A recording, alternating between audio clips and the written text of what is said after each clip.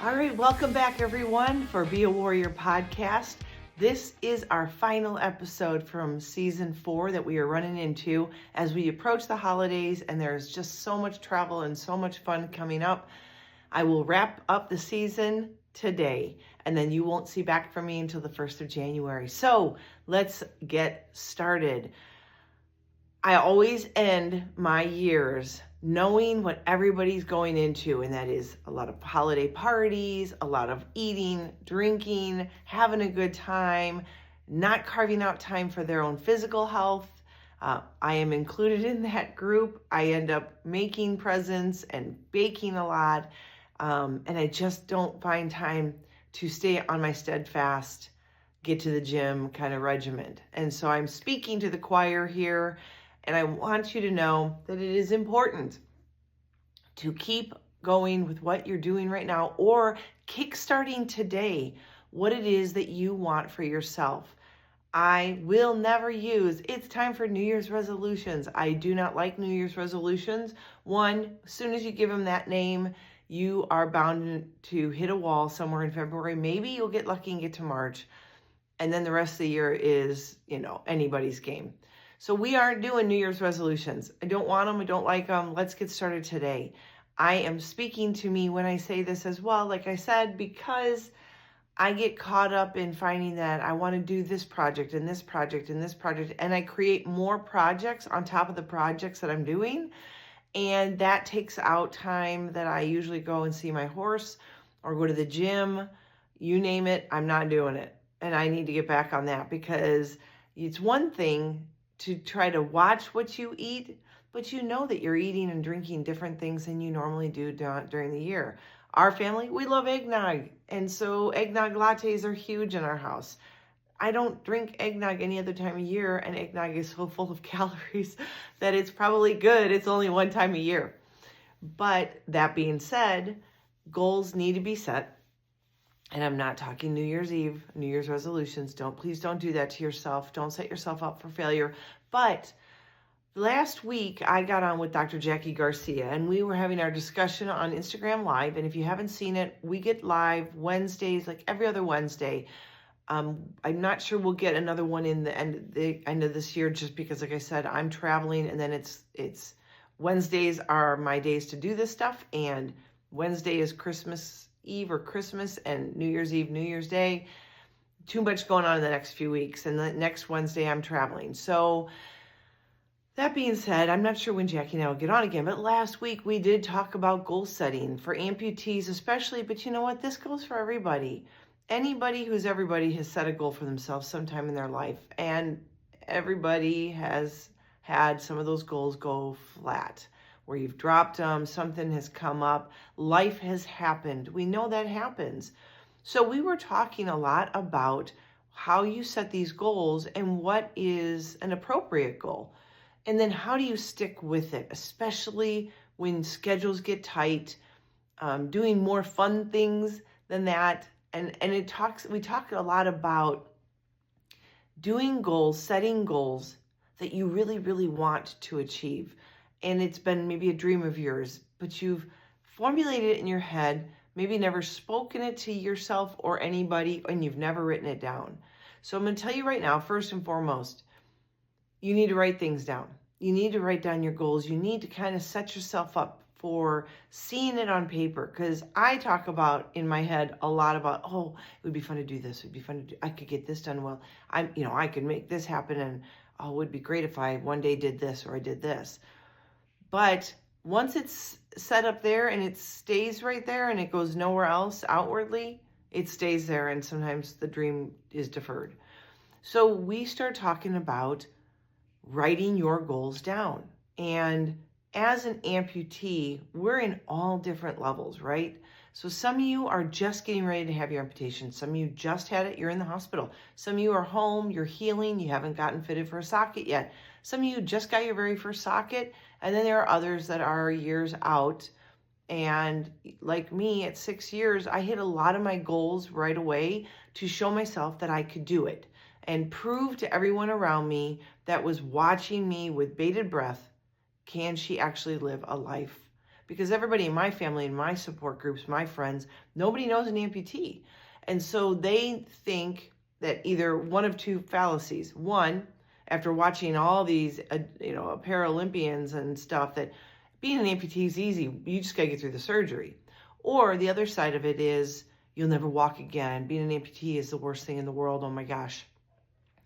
And both couldn't be farther from the truth. So you may not be Paralympian material, but that doesn't mean you can't succeed in your own right, where you're at in your journey, in your life, and what you want. And I will tell you, undoubtedly, you will walk. If minimal is what you want to do with life, is to walk again, you will walk. But it's not without needing some grit and determination and goal setting. So going back to some things I had said before, a lot of times we set goals for ourselves up in our head, but then they fall flat because that's all that's ever. It's easy to dream, right? We can quietly dream in our head. We can have daydreams about where we see ourselves, and wouldn't that be lovely? And then there are times when we have dreams through the night, right? And we wake up sad because the dream was so good on what we were doing that we're not where we're at, and it can be defeating. So to keep yourself in check, number one, once you dream it, put it down on paper. Write it in a journal, write it on Post-it notes, whatever it takes. It can be anything. Everyone is at a different spot, so don't go, I want to be able to ski, and you have never skied in your life. Now you're an amputee and you want to try. It's not that you won't, but maybe if you're not walking yet, you should focus on the walking goals, right? In increments. It's like a baby. A baby doesn't run before it can crawl, and it's not going to walk before it crawls. There's phases. So if you are just new to being an amputee, put in there as a goal, mine was to ski again, but I had been skiing all my life, that you want to ski. But you know that the baby steps happen first. You have to get comfortable in your socket. You have to move in your socket. You have to learn how your leg works while you're wearing it. You have to learn to wear your socket all day long. It's those progressions. But I got ahead of myself. Maybe your ultimate goal is to ski. But guess what? To get to point Z, you're going to have about 15 points in between to get to that point. So if you are just wanting some independence, maybe you want to be able to cook a dinner again, and that requires standing for long periods of time. Standing in your prosthetic is a great goal because it gets you used to being surrounded by something very foreign to your body. And it is very awkward and uncomfortable and weird at first, but I can tell you with 100% positivity that it gets easier to handle. You just have to wear it over and over again. Some days, do I wish I could just take it off and feel lightweight? Yes. That doesn't ever really go away, but I don't think about it. When I think about it, yeah, sure, I'd love to not have that attached to my skin. But does it feel bad? Does it hurt? Does it make me want to scream or cry? No, I'm way past that point. So you set your goals up and you decide where you're at now, what you can do, what you want to do. And I would say list all your goals from the smallest steps to the grandest schemes. And if the grandest scheme for you is to ski or hike or get on a bike again, and trust me, that is a lot harder than you think as an amputee. It's the starting and stopping. It's not riding a bike. It's the starting and the stopping that no one talks to you about. And so you set your goals. So I made a list of all these goals right off the top of my head. I wanted to dream, and I wanted to dream big because I spent 5 years pretty much laid up doing nothing and just gaining weight. So I was ready to tackle everything that I had dreamt about in 5 years. So I had all my goals. But the first one was, how do I get comfortable in my socket? And how do I learn to use my leg? Well, that was going to PT. And it was, okay, so if I want to get comfortable in my socket, get to PT, learn how it works, and practice what they tell me at PT every day at home when I'm not a PT. Okay, simple, right? Sometimes we don't believe that. We go to PT, we do what they do there, but we don't follow through at home because we think that's enough time. They want you to practice the stuff at home. Second thing, for me, and I've said this before, When I need to get used to doing something, I need repetition, right? You need repetition to get used to how the leg maneuvers and works and moves and how it hitches or it doesn't hitch, how it releases, whatever, depending if you're above knee or below knee. Now I'm speaking from an above knee position, and so I had to learn what triggered my knee to bend. And so that's a big thing because it's a whole joint. I'm not sure where it's at, and I better be swinging it forward so I don't trip and fall because my foot's not there.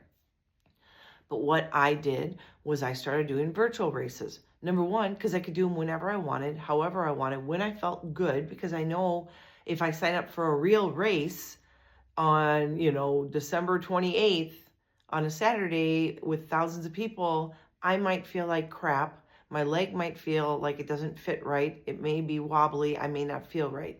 And there are days I put my leg on and I can walk really fast in my leg. And there are other days I feel like I'm not really connected. So virtual races are great because it's when you want to do it, when you're ready to do it, and when you feel great, you get out and you do it. Usually they are short races like 5Ks. It doesn't matter. 5K is 3.2 miles. And that is a lot longer when you're new than you really think it is. I thought I could do a mile a day. Then I thought I could do 2 miles a day. And it took a couple weeks before I could get to the half mile, 3/4 mile mark because it was a lot harder on my residual limb and exhausting because I was learning how to walk again with something brand new. And so all of that was mentally and emotionally and physically exhausting. So give yourself a little grace. So when you set your goals, then you just set your mini goals, right? Now, one thing that you want to make sure you do, besides setting goals and writing them down and putting them in your book, like it shows, like dates. Hey, I'm going to have it done by this date. What do I have to do to be walking well by January 30th? Okay, it gives me like 7 weeks. Or what can I do between now and then? And that's when you set the little mini goals. Make sure I'm wearing it every day. And right now, if you're only wearing it for 4 hours in a day, then your goal by next week is to wear it for 7 or 8 hours. Double it and work on building up your tolerance for wearing your socket. And then it's also about then when you're building up your tolerance for wearing it, you now are starting to walk in it more. Because if I'm only walking 4 hours a day in my socket, I'm not learning as much as I am if I'm walking 8 to 10 hours a day in it. And so you start to practice, and it might be just around your house, and that's okay. It might be at a grocery store holding a cart. That's okay, because you're learning how it works. Then, once you get those things down and you're writing it down and you're getting yourself some dates set and goals, mini goals within your goal, you need to start thinking positively. I'm going to do this, right? I've been a teacher and I taught my own kids in homeschooling all the time that the way we talk is the way our brain process things. If you just say, I can't do it, well, right, you can't do it now, but you will be able to. I love that. Just put the word now. I can't do it now. But the words I can't, that shouldn't be a part of your vocabulary. Everything is impossible at first until you practice and work hard, stumble and fall, literally and physically, metaphorically and literally, I mean, and we get back up and we push forward. We don't learn until we fail, and we don't learn unless we press forward, but we have to think positively and we have to speak about it positively. We have to speak about ourselves positively. So when we do this, and let's say you set a goal that you're going to go to the gym 3 days a week. Don't get up on Wednesday morning and go, I have to go to the gym. That is horrible speech, because I have to versus I want to. Think about that. If I have to do something, it's a chore, it's a job, it's a requirement. I want to go to the gym is giving us a desire and a hope and a joy for doing something we can't wait to do. And yes, it might be hard, and it is something that's really tough to kind of drive through because some people just don't like doing the gym. But how you speak it is how it comes through to your brain, and how your brain processes it is how you end up performing. So if you're like, I have to go to the gym, you might find 100 other reasons why not to go that day that will just pop up because your schedule won't allow it. And that's why goals will fail, because we talk ourselves out of it. 9 times out of 10, when I have said that I just, not today, I've dragged myself literally. I know several days this past fall where I drug myself to my car with all my gym gear and I listened to some good music to get me going. And I got to the gym and I sat in the parking lot like, oh, I don't want to go in. And I was like, you're going to do this. Just get in there. You know what happens when you get in there and you start going. You're going to feel good about yourself and you're going to be really proud that you conquered that mental barrier. And sure enough, 99% of the time I've gone when I've gone dreading that day, had lack of energy or enthusiasm. Once I go, I talk to someone at the gym, I hit a PR at the gym, I do something that makes me feel fantastic, and I get out of there and I'm like, yes, I'm so glad I went. So how we talk and how we push ourselves is another huge thing. So we're goal setting. We're breaking down the goals to mini goals. We make sure we have deadlines on our goals so we do try to hit them. And then we speak positively, because what our brain processes from our speech, and our mental speech and our physical speech, speaking out loud, is what it will take to our heart. The other thing that I think is a valuable asset, I know I mean business when I let people know my goals. That is a biggie, people. Most people don't want to state their goals to others, their spouse or their significant other, good friends, or in social media, because what if they fail? The problem is, if you tell people that you're doing your goal, you have a higher chance to succeed because people are watching and they want to know, did you make it? Or they might be rooting you on. So I like to do the virtual challenges while I'll say, hey, I'm going to do a virtual race. Who wants to join me? We can do it in our own space and our own time, but let's do it as a team and do a little like Facebook group so we can cheer each other on as we all finish cross the finish line. And that helps people become accountable. And when you state, hey, so-and-so, I'm going to do this. I want to tell you because I want to be held accountable. Will you check in with me? Some people will pay a coach to be their accountability coach.